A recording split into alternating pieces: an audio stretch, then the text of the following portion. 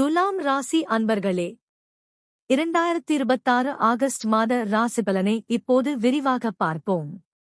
இந்த மாதம் உங்கள் ராசிக்கு தொழில், வருமானம், நண்பர்களின் ஆதரவு மற்றும் ஆன்மீக வளர்ச்சி ஆகியவற்றில் புதிய வாய்ப்புகளை அளிக்கும் அமைப்புகள் காணப்படுகின்றன.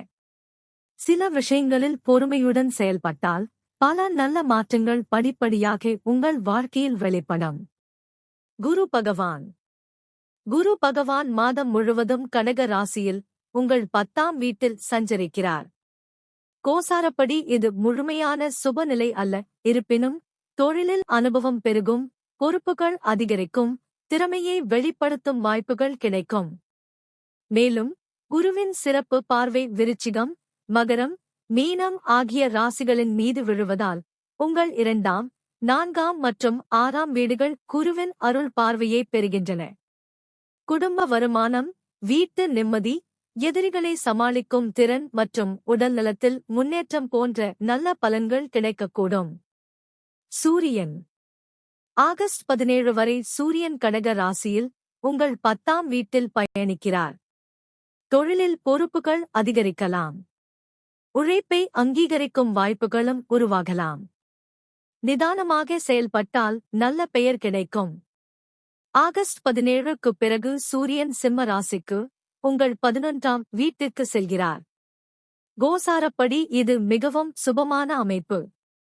வருமான உயர்வு, புதிய நண்பர்கள், நீண்ட நாள் ஆசைகள் நிறைவேறுதல் மற்றும் தொழிலில் லாபம் போன்ற நல்ல பலன்கள் கிடைக்கலாம்.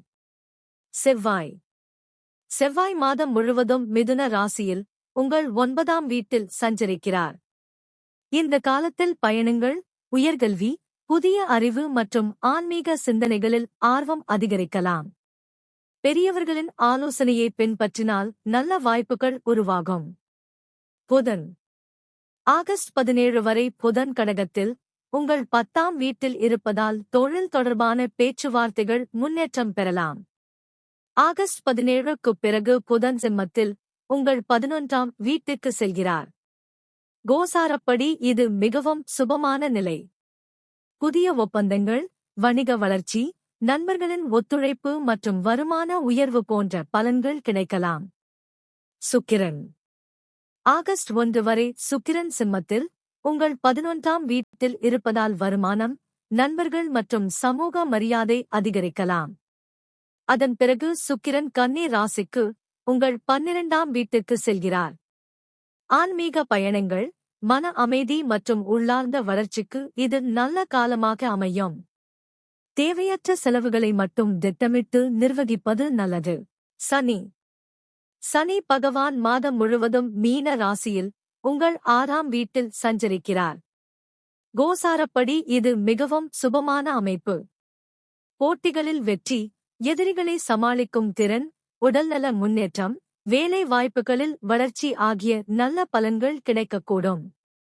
நீண்ட நாள் முயற்சிகளுக்கு பலன் கிடைக்கும். ராகு உங்கள் 5ஆம் வீட்டில் கும்ப ராசியில் சஞ்சரிக்கிறார். குழந்தைகள், கல்வி மற்றும் முதலீட்டு முடிவுகளில் நிதானமாக செயல்படுவது நல்லது. படைப்பாற்றல் மற்றும் புதிய சிந்தனைகள் வளர வாய்ப்புள்ளது. கேது உங்கள் 11ஆம் வீட்டில் சிம்ம ராசியில் சஞ்சரிக்கிறார்.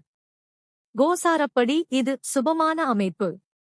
ஆன்மீக எண்ணத்துடன் செயல்படும் போது நல்ல நண்பர்கள், பயனுள்ள தொடர்புகள் மற்றும் சில எதிர்பாராத நன்மைகள் கிடைக்கக்கூடும். இந்த மாதத்தில் கவனிக்க வேண்டியவை: தொழிலில் வரும் வாய்ப்புகளை முழுமையாக பயன்படுத்துங்கள். வருமானத்தை சேமிப்பாக மாற்ற முயற்சி செய்யுங்கள்.